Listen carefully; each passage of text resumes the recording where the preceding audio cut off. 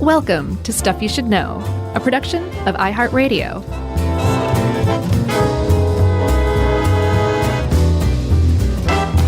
Hey, and welcome to the podcast. I'm Josh Clark, and there's Charles W. Chuck Bryant, and Jerry's here, so that appropriately makes this Stuff You Should Know. That's right. Before we get going, we want to give a little special plug to our good friend, John Hodgman, and our buddy David Reese. Yeah. Because they got a season 2 of their awesome animated show, Dicktown. Yeah. As in Private Detective Dick, by the way. Yeah. I mean, it's cool enough to get one season of a show, but if you've gotten a second season and they're tossing you on FX these days, you've made it. So their show has finally made it, and it's well-deserved too, because it's a pretty awesome cartoon. It is. It's very funny. It is actually live now. It premiered on March 3rd at 10 p.m. on FXX. You can watch it on Hulu. And the whole jam here is that John, and I watched the whole first season, they're short episodes. So the whole first season was less than 2 hours long, which really makes a great case for just streaming the whole thing and laughing a lot in one night. But it's about two detectives, John Hodgman, and David Purefoy, David Reese. And Hodgman is a private detective. He was a former boy detective, like Encyclopedia Brown type, and Dave was his sort of his Bugs Meany, his nemesis, in high school, and is now great reference. is now his buddy and his sort of muscle and his driver, and they solve cases together. And season 2, I think, is even bigger and weirder, and it's sort of Scooby-Doo. It's just a lot of fun, a really, really fun show. Yeah, the first season they did nothing but solve children's which is very mysteries. And they were humiliated by that, so they've kind of expanded now to be grown-ups. They've resolved to be grown-ups, and they're solving grown-up mysteries for grown-ups now, which is really something else. So, yeah, like you said, you can stream the whole first season on Hulu, and you can catch this second season on FXX. I wasn't aware of the extra X. Yeah, 2 X's. I don't take back what I originally said. It's still big time, but FXX. That's right. And it is rated PG-13. So if you're 13 and up, you should enjoy it. It's got a few swear words, some adult themes here and there, but it's great. It's a lot of fun. Happy for Hodgman and Reese. Happy Hodgman.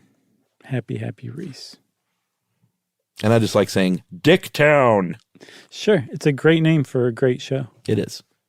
Should we talk about effective altruism? Yeah, I was going to say we're talking about that today, and this one kind of, I don't know if you noticed a similarity, but this one really kind of ties into that short stuff that we released before the end of the year about charitable giving. Did you notice?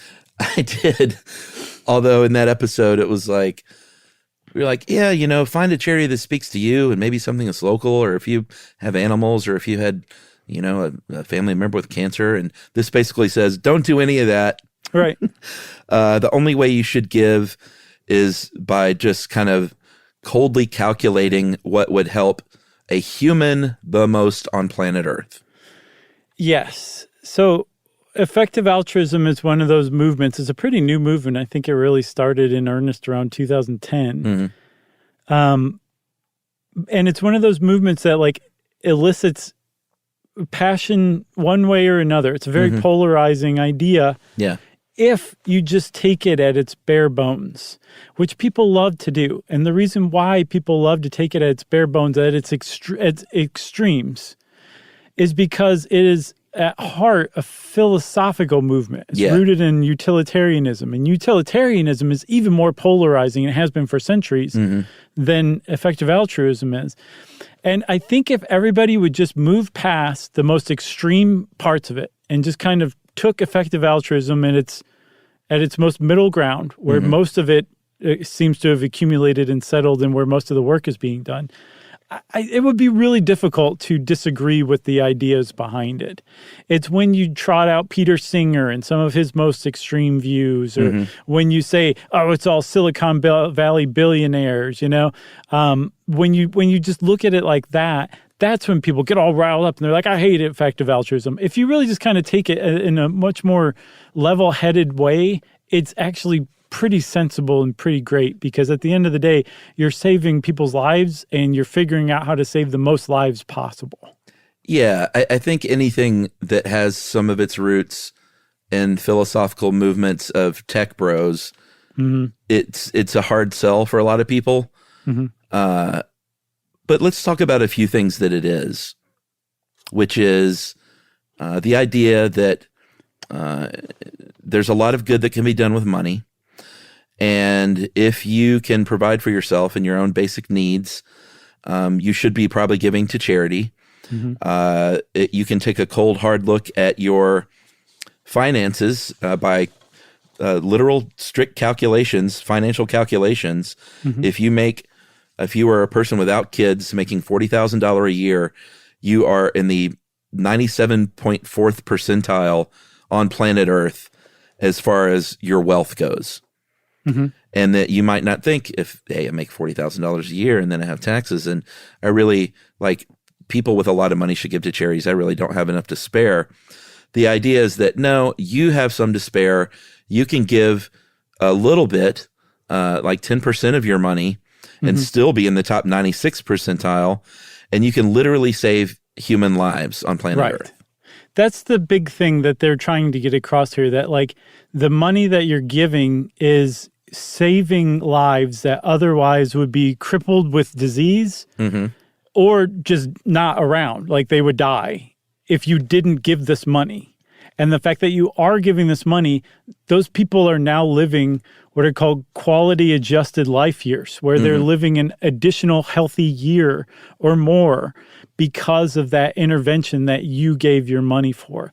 And that, yes, it's based on the premise that basically everyone living in the United States is rich compared to entire swaths of the rest of the world. Yeah. And that basically anyone living in the United States can afford to give 10% of their income and forego some clothes or some cars or something like that to help other people literally survive. And so right off the bat, we've reached levels of discomfort for the average person, especially the average American, that are really tough to deal with. And so that's the first challenge that effective altruists have to do, is kind of tamp down that overwhelming sense of guilt and responsibility and shame at not doing that people immediately that crops up in people when they hear about this. Yeah, so I think maybe let's talk a little bit about the history and some of the main organizations that are tackling this, and maybe through that, what some of the founders describe as the core commitments. Yeah. Like you said, it took hold in about 2010, and there's a group of organizations under what is now an umbrella organization called the Center for Effective Altruism, CEA. And it started off with philosophers Toby Ord and Will McCaskill founding a group called Giving What We Can, self-defined as an international community of people committed to giving more and giving more effectively. A couple of years later, McCaskill and a man named Benjamin Todd founded something called 80,000 Hours. The idea is that you might devote 80,000 hours to a career. So when choosing a career, be very thoughtful on the impact that career has for both good and evil. We'll get way more into all this. And then there's other, sort of not fringes and weird groups, but just on the outskirts, called The Life You Can Save, and then Animal Charity Evaluators, which we'll get into how animals figure in. But let's talk a little bit, I guess, about Will McCaskill and what he sees as the core, what he calls the core commitments of EA.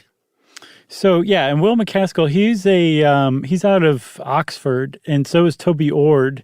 And I first came across this, Chuck, when I was researching the End of the World podcast. And, I deeply admire Toby Ord on, a personal level. He actually walks the walk. He and his whole family does. They donate a significant portion of their family income to charity and, forego all sorts of stuff. And, he's literally trying to save the world. So, in that sense, I'm really kind of open to the ideas that come out of that guy's mouth. And Will McCaskill. You mentioned The End of the World with Josh Clark. Available wherever you can find your podcasts. Yes. Your wonderful, heady, highly produced 10-part series. Thank you very much. That was nice of you. Wherein you tackle the existing existential risks of the universe. Yes. Okay. I just want to make sure I had the right one and the same. And I was not doing that to set you up for a plug. I was doing it in kind of full disclosure that I'm probably a little less than objective at this one. Yeah, but that's a great show and it's still out there. Thanks, just because it is, a few years old now. It's very evergreen. I think it's at least in these times. Yeah, the world hasn't ended yet, so it's still evergreen. Exactly. Good point. So, but I mentioned that in part just kind of fully disclose that I think Toby Gord is one of the greatest people walking the earth right now. But also Will McCaskill, who I don't know, seems to be in lockstep with Toby too, and so he's kind of one of the founders of this movement. And he said that there's 4 tenets. He wrote a 2018 paper. And he said there's basically 4 tenets that form the core of effective altruism. One is maximizing the good, which we can all pretty much get on board with. Like you want to make as much good as possible for as many people as possible. Mm-hmm. The second is aligning your ideas, your contributions with science. Sure. Using like evidence-based, evidence to create where you're going to put your donations. To use that to guide you rather than your heart. It's a big one. It's a tough one for people to swallow. Another one's welfareism, where by maximizing the good, you're improving the welfare of others. That's the definition of good in that sense of maximizing the good. And then last one is impartiality. That's a tough one. That's as hard for people to swallow. That's harder, I think, for people to swallow than science alignment. Because what you're saying then, Chuck, is that every single person out there in the world equally deserves your charitable contribution. Yeah, and that's a big one because I'm trying to find the number here of how much Americans give abroad. Where is that? Okay, here we go. Out of the, $470 billion that Americans donate? Yeah, in 2020, I think. Yeah, $471 billion. $25.9 billion of that went outside of America to international affairs. So that's a lot of money, but it's not a lot of money in the total pot. And the idea for EA is to sort of shatter your way of thinking about, trying to help the people in your city or the people in your state or your country, and to look at every human life as having equal value. Yes. And not even human life, but every life. Yeah, they include animals too, like you mentioned before, and we'll get into a little more. But the key is that if every single person living on Earth is equally important, and you're trying to maximize the help you can do, if from a strict EA perspective, you're wasting your money if you are donating that money, if you're an American, if you're donating it in America. Because just by virtue of the value of $1, it can do exponentially more good. $1 can. Yeah. In other like developing poverty-stricken areas of the world than it can here in the United States. So that right there sets up for critics of EA like to point out that, well, wait a minute. Are you saying that we shouldn't donate locally here at home, that we shouldn't save the animals in the animal shelter, that we shouldn't donate to your local food pantry, that you shouldn't donate to your church? And if you really back an effective altruist into a corner, they would say, look, just speaking of maximizing your impact and everybody around the world is equally important. No, you shouldn't be doing any of those things. And you certainly shouldn't be donating any money to your local museum or symphony or something like that. Yeah, and they say that with their head down and they're kind of drawing on the floor with their foot. And they're saying like, yeah, that's kind of what we're saying. That's right. Yes. And that's really tough for people to swallow. There's like, it's just this huge jagged pill that they're asking people to swallow. But if you can step back from it, what they're ultimately saying is, look, man, you want to do the most good with your charitable donations. Here's how to do it. Yeah. Do you want to just feel good about it? Aside. Yeah. Do you want to feel good about it or really do the good? Exactly. And that's what they're doing. That's the whole basis of effective altruism is they're saying all of your charitable giving is for you. You're doing it for yourself. That's why you give. This takes that out of the equation and says now you're giving to genuinely help somebody else. All right. I think that's a great beginning. Maybe let's take a break now that everyone knows what this is and everyone is choking on their coffee because they just donated to their local neighbor organization. And we'll come back and talk about some of the other philosophical founders right after this. Stuff you should know.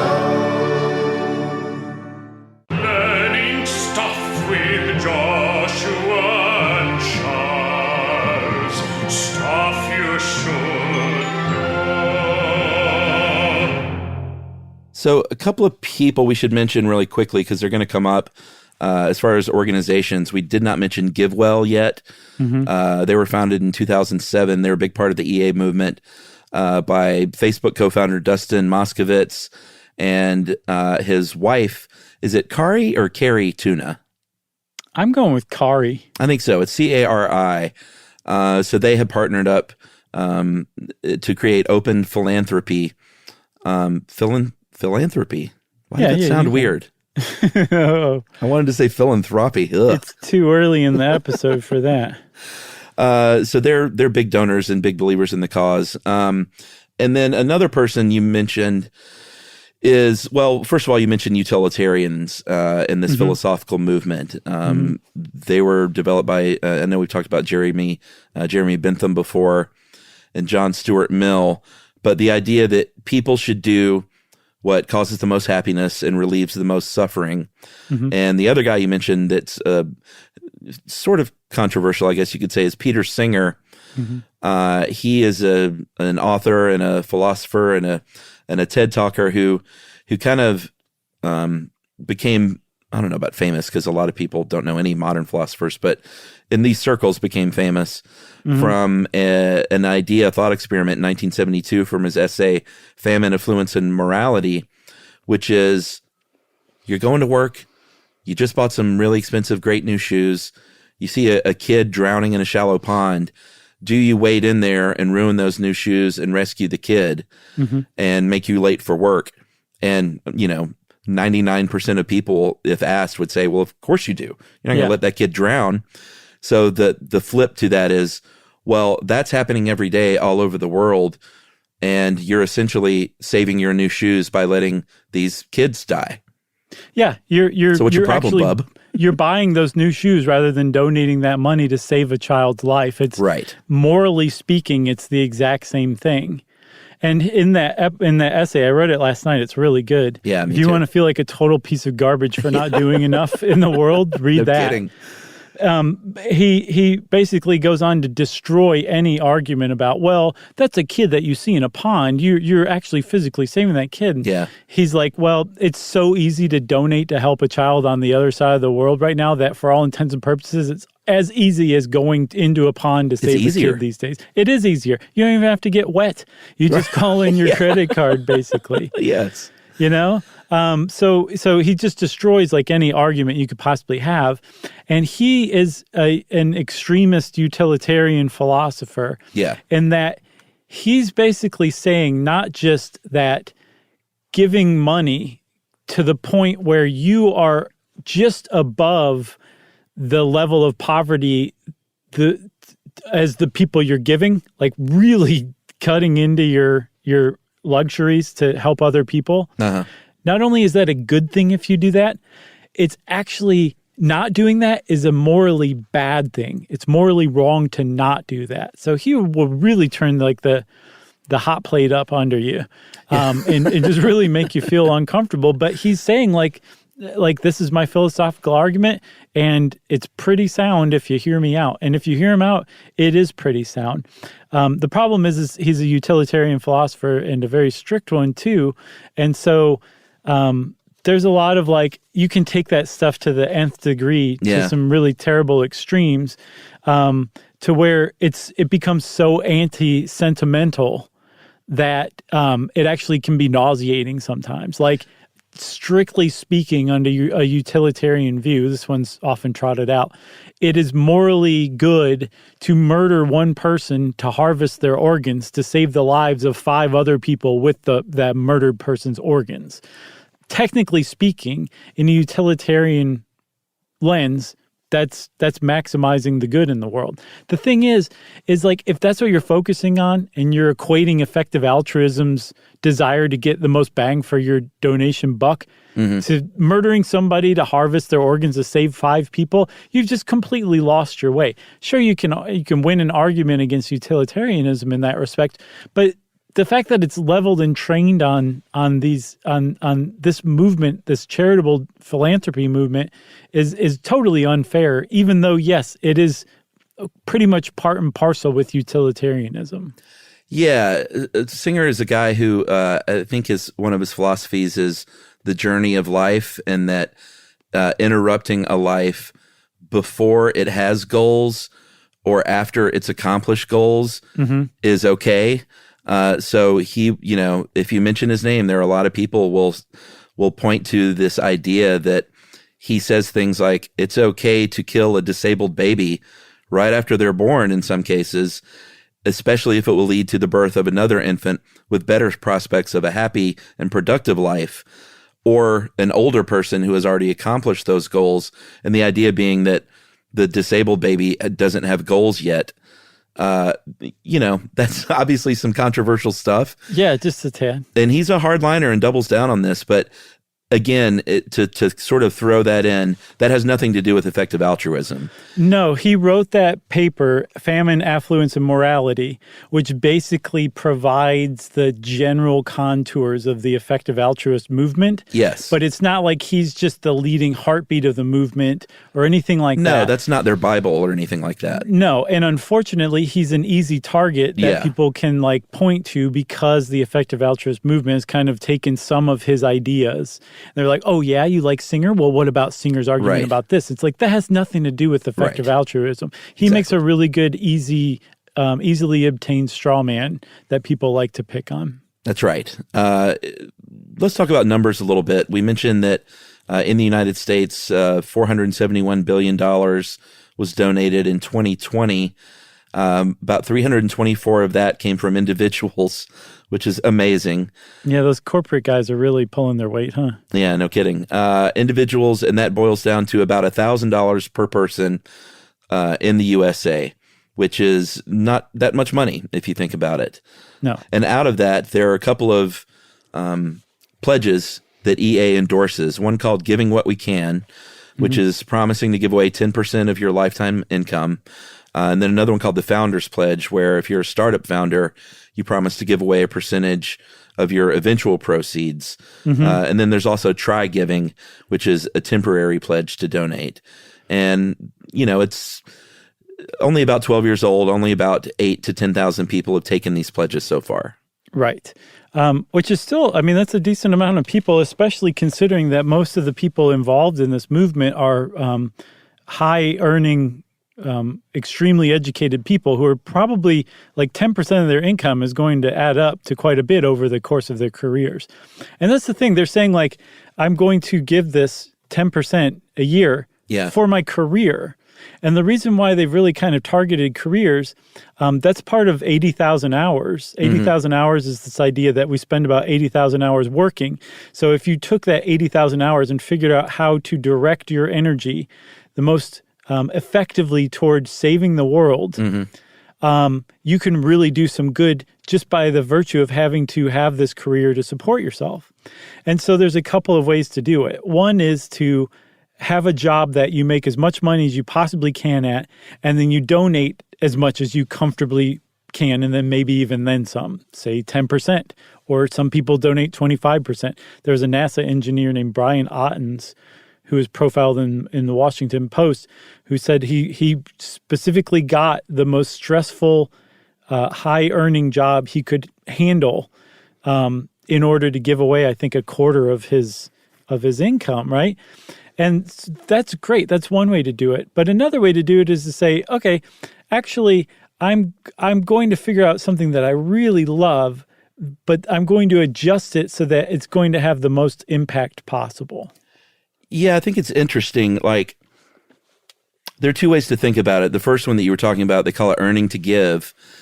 And, the idea that if you are capable of getting a really high paying job in the oil industry, with the idea that you're going to give most of that away, in the earning to give philosophy side of things, they're saying, yeah, go do that. It doesn't have to be a socially beneficial job. Make the most money you can and give it away. Don't go get the job at the nonprofit, because there are tons of people that will go and get that job at the nonprofit. Yeah. That someone will fill that position. 80,000 hours doesn't, they say that that's not the best way. Theirs is more the second one you mentioned, which is don't take a job that causes a lot of harm. Right. Being happy is part of being productive. and you don't have to go grind it out at a job you hate just because you make a lot of money so you can give it away. Like, make yourself happy. Don't take a job that causes harm. Do a job where you have a talent. Policy making is one field. Media, I would argue that we have a job where, we didn't know, but it turns out we have a talent for doing this, and we can leverage our voice, and we occasionally do, to point out things that we think make a difference in the world and to mobilize people. That's not the goal of our show, but we can dabble in that, which is great. That's not what we intended going into it, but I think we woke up one day and found that we had a lot of ears, so we could throw in episodes, I think, that lead to good. Right. Yeah, agreed. Which means we can shave a little off of that 10% we're morally obligated to donate every year, right? Yeah, how about 7%, huh? So a good example of that, of like figuring out how to direct your career path more toward improving the world, on the, I guess the 80,000 hours site, they profiled a woman who wanted to become a doctor. And she did some research and said, well, this is cool, but most doctors in Australia treat Australians who are, relatively very well off and very healthy. And so instead, she decided that she wanted to go into a different field of medicine. I think she went into like epidemiology and figured out how to direct her interest in medicine toward getting vaccines out to market faster, to get them through the clinical trial process. And so she's not going to get to be a doctor, but she's going to get to focus on medicine, and she's going to get to have the satisfaction that she's improving the world demonstrably through her job. And she might not donate a dime of that. I suspect she's probably going to, because she's on the 80,000 hours website. But even if she didn't, she's still figuring out how to use evidence, to make evidence-based decisions to maximize the 80,000 hours she's going to spend in her career to make the world a better place.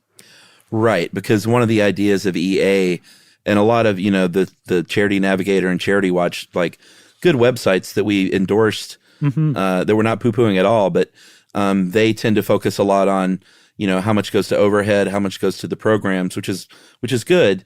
But EA is like, no, what we want to see are data and literal scientific data measurables on how much return you're getting for that dollar. And some charities do this and are a little more open about it, but they basically say, every charity should say, here's how much your dollar, here's how far your dollar goes and exactly what it does. Right. And the charities of the West said, come on, really nervously. Right. When they're asked that, when they're told that they should be doing that, because they just don't.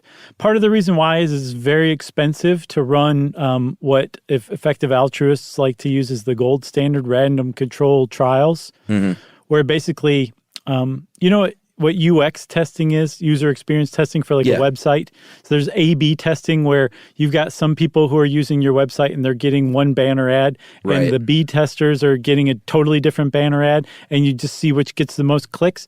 It's basically that, but for a charity, for the work that a charity is carrying out. Some group gets malaria nets, another group doesn't, and then you study which group had the best outcome, and then you could say, oh, well, these malaria nets increase these life-adjusted years by, 30%, which means that it comes out to, 0.5 life-adjusted years per dollar compared to, 0.2 life-adjusted years for the control group. Ergo, we want to put our money into these groups that distribute malaria nets in Africa because they are demonstrably saving more lives than groups that don't. Like, they want data like that, and you just don't get that with most charities. The good thing is they're pushing charities to do that, because if you do care about that kind of thing, then if you can come up with that kind of evidence, you can get these effective altruist dollars, and there's a lot of dollars coming from that group, even though it is relatively small. Yeah, it is interesting because, in that example, if you were to just say on your website, people with malaria nets fare better, ...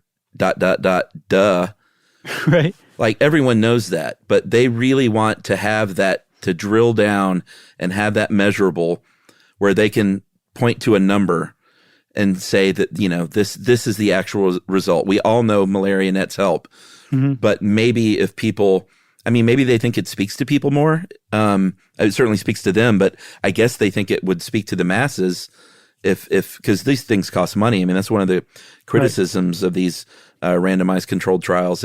Is that it's sort of expensive, and like maybe that money should be used to actually donate instead of doing these trials. But it's a good one. They must think it speaks to people to have actual data like that. Well, it speaks to them because the way that you figure out how to maximize your money is to have data to look at to decide, rather than your heart. So it makes sense these are techies because they're all about that data. Very much so. And there's some problems with that, with relying on that. There's some criticisms, I should say, but it's problems too. One is that there's a lot of stuff that you can't quite quantify in terms like that. Like if you're saying like, no, I want to see how many lives saved your work is doing per dollar. Well, then the High Museum's going to be like 0. We're saving 0 lives, but that doesn't mean that they're not enriching or improving lives through the donations that they're receiving. This art museum, you know what I mean?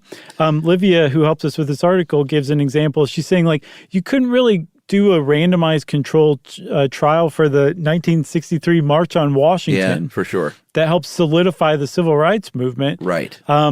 And yet it'd be really hard to argue that didn't have any major like effects on the world. So that's a big argument. Then the other thing is sometimes these randomized controlled trials, like you can hold it 1 year and then in one part of the world and go to another part of the world the next year. And what should be the same is just not the same. And so if you're basing all of your charitable giving on these things, they better be reproducible, or else what are you doing? Yeah, you get why this is such a divisive thing and why it's such a hard sell to people, because people give with their hearts generally. They give to causes they find personal to them. Like I mentioned earlier, a family member with cancer or a family member with MS or just, name it, anything. Generally, people like have a personal connection somehow, which makes them want to give. And that's sort of the heart of philanthropy, has always been the heart. And it's a tough sell for EA to say I'm sorry, you have to cut that out of there. It's a very subjective thing to what constitutes a problem even. When it comes to the animal thing, like when people give for animal charities, they're generally giving to, dogs and cats and stuff like that. These great organizations that do great work here in America. But the concentration, from the EA perspective, are factory farmed animals, and that 1% of charitable spending in the U.S. goes to the suffering of farmed animals. And that's what we should be concentrating on because of the massive, massive scale. Again, to try and do the most good, you would look at like where are the most animals, and sadly, they're on farms. Yeah, just from sheer numbers. You can make a case, utilitarian speaking, that your money would be better off spent improving the lives of cows that were going to be slaughtered for beef, that will still eventually be slaughtered for beef, but you can improve their welfare during their lifetimes. And that technically is maximizing the impact of your dollar by reducing suffering, just because there's so many cows awaiting slaughter in the world. Compared to people, humans that are dying in Africa. Yeah. Heck yeah, that's a tough sell. And I think this is where it makes sense to just kind of like maintain a certain amount of common sense, where it's like, yeah, man, like if you really want to maximize your money, go look at the EA sites, go check out 80,000 hours, like get into this and actually do that. But there's no one who's saying like, but if you give $1 to that local symphony that you love, you're a sucker, you're a chump, you're an idiot. Nobody's saying that. And so maybe it doesn't have to be all or nothing one way or the other, which seems to be the push and the pull and I think the issue here. Yeah, we should read directly from Will McCaskill. He defends EA and he says this: effective altruism makes no claims about what obligations of benevolence one has.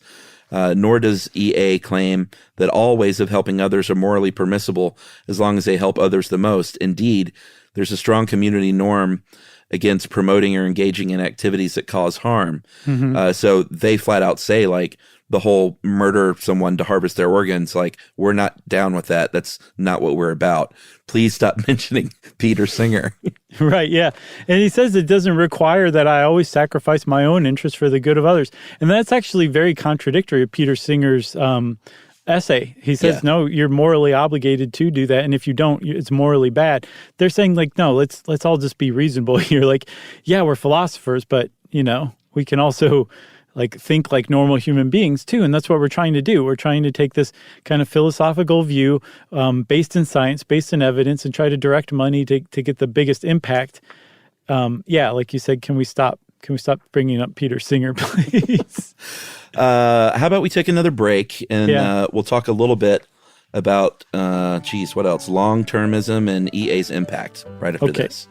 Stuff you should know.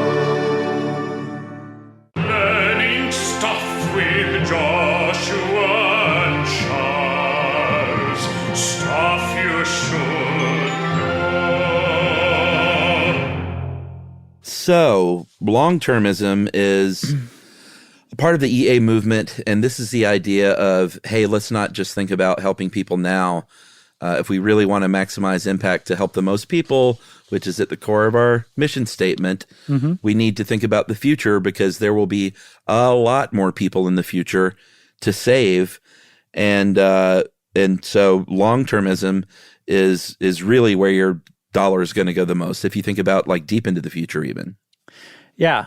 Like if humanity just kind of hangs around planet Earth for another billion or so years, which is entirely possible if we can make it through the great filter, there will be like quadrillions of human lives left to come. Yeah. And a lot of philosophers who think about this kind of thing kind of make the case, or can make the case if they want to, that their lives are probably going to be vastly more enjoyable than ours, just from the technology available and not having to work and all sorts of great stuff that's going to come along. And so technically, just by virtue of the fact that there's so many more of them, we should technically be sacrificing our own stuff now for the benefit of these generations and generations and generations of humans to come that vastly outnumber the total number of humans who've ever lived. Like 108 billion humans have ever lived. We're talking quadrillions of humans left to come. That very much dovetails with the kind of discomfort you can elicit from somebody who says that your money's better spent relieving the suffering of cattle awaiting slaughter than it is saving children's lives in Africa. You know what I'm saying? Yeah, and they're not just talking about climate change and like obviously that kind of existential risk. They dabble in AI and stuff like that. And I know that we don't need to go down that rabbit hole. You should listen to The End of the World with Josh Clark, the AI episode in particular. I mean, it's all about that. But it does have to do with that kind of stuff. It's not just like we need to save the planet so it's around in a billion years. They tackle like all kinds of existential risk, basically. Yeah, and they dedicate, like a lot of these guys are dedicating their careers to figuring out how to avoid existential risk, because they've decided that that is the greatest threat to the future that would cut out any possibility of those quadrillions of lives. So that's right. That's literally why they have dedicated themselves to thinking about and alleviating these risks, because they're trying to save the future of the human race, because they've decided that that is the best way to maximize their careers for the most good, which is just astounding if you stop and think about what they're actually doing in real life. Oh, yeah. Pretty neat. We mentioned the kind of money that's, even though it's not a huge movement so far, I think we said like somewhere around 8,000 people have made these pledges. I think overall, the co-founder of 80,000 Hours, Benjamin Todd, says about $46 billion is committed to EA going forward. Like you said, a lot, it's because of there are a lot of rich people and tech people that are backing this thing. So a lot of that money comes from people like Dustin Moskovitz and Kari Tuna and Sam Bankman-Fried he's a cryptocurrency guy. So a lot of that money comes from them, but they're trying to just raise awareness to get more and more regular people on board that, if they have, $2,000 or $3,000 to give a year, they're saying, I think they estimate that $300 to $4,500 is like the amount of money it takes to save a human life and to give them additional quality years. Yeah. So if you cough up that much and you direct it toward one of the charities that they've identified as the most effective through their sites, through like GiveWell is a place to go look for charities like that have been vetted by Effective Altruists, you are literally saving the life of a child every year. It's like you're saving a child from drowning in a pond every single year, and all you're doing is ruining your new shoes. Or, it's more than your new shoes, but you're ruining your really nice vacation that year. Right, because you sent this one thing, I don't know where it came from, but the idea of someone running into a burning building and pulling a child out or a kid out of a pond, they're written in the newspaper as a hero, but you can do that. You can save a kid a year or more every year for the rest of your life. It's a little less dramatic. Mm-hmm. You're not going to have a newspaper. You're not going to be above the fold. Sure. You know what I'm saying? Yeah. But that has EA is like all about. It's the antithesis of that. Antithesis. What is it? Antithesis. Yeah, I like it. You know what I mean? It's no frills version of antithesis. Yes. The thing is too is also, it's still very relative. Like $4,500 is relatively a very large amount or a so-so size amount or not much amount, depending on how much you make. Yeah. And again, nobody in the Effective Altruist movement is saying that you should personally sacrifice unless you really want to, unless you're driven to. Mm-hmm. But you're not morally required to personally sacrifice to cough up that $4,500 when it means you're not going to be able to eat for a week or you're not going to be able to have a place to live. Like, nobody's saying that, and nobody's being flippant about the idea that $4,500 isn't that much. What they're saying is $4,500 can literally save a child's life, and if you stop and look at your life and think that you could come up with that, you could donate it to a certain place that will go save a child's life in real life. That's what they're saying. Yeah, this would be a hard sell to Emily. What? I'm thinking about our charity conversation we have every year, and I'm trying to imagine myself saying, what if we don't give to the local animal shelter and neighbor in need like we usually do, and instead we do this? Right. She would just be like, I see what you're saying, but no, get out of my face with that. But you could be like, well, how about we do both, Yeah, exactly. So I think that's the thing. That's my take on it. Like, we support co-ed, and like that's sure. I have no qualms about supporting co-ed, even after doing all this research and understanding effective altruism even more. No qualms whatsoever. I'm sure that money could be directed better to help other people in other parts of the world. I still think it's money well spent, and it's helping people, and I'm very happy with that. I think that's great, and I don't have any guilt or shame about that at all, and I don't think I should. What you're saying at that point, like with co-ed, it is an organization dedicated to helping children in a not very well-off country live better and longer lives. So like it essentially is effective altruism in a way, except effective altruism is like, no. The data says that this one is, look at the numbers, it's point this better and goes further. Like it's a numbers and a data game that makes it tough for a lot of people to swallow, I think. Yeah, it's anti-sentimentalism, basically. I'm a sentimental guy.